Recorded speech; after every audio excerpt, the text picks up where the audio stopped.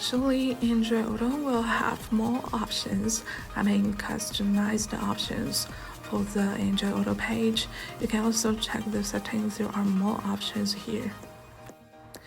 Have to mention the wireless MirrorLink connection will also be a highlight. So the first step, you need to ensure that the box and your smartphone are connected to the same Wi-Fi, or the box is connected to your phone hotspot. Then find the MirrorLink app named EV Connection for iPhone.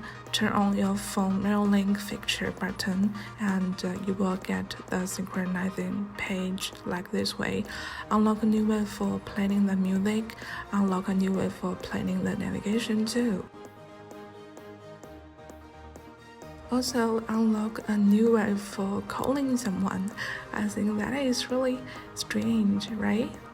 And if you want to stop it, just click the stop mirroring. It also supports Android phone MirrorLink. Have to mention, for Android phone MirrorLink, it supports control each other. Yeah, you can control the Android phone page via the box page. Still the same steps connected to the same Wi-Fi or connected to your Android phone hotspot. Open the EV Connection app. And have to mention, if it's the first time to use the MirrorLink from Binize box, then the system will mention you to download an app.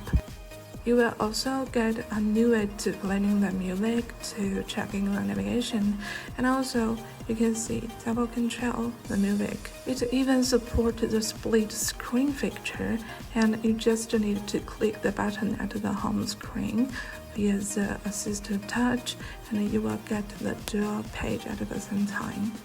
Okay, actually the system itself also equipped with the built-in Google Maps, its online map, and also support other features such as some tips, some Wifi, and also support the voice assistance. Just needed to get some permission.